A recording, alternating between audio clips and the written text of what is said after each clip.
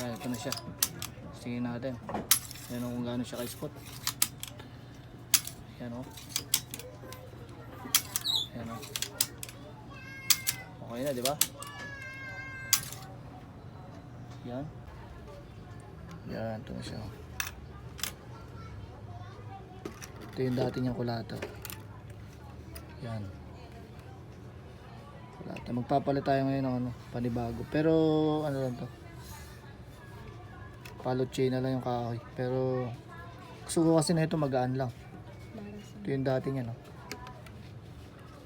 Dito yung hawakan niya pa dati, handle niya. So nilipat ko lang dito para medyo magaan. Yan. Ito yung dating trigger niya. Ito yung trigger niya dati. Yan.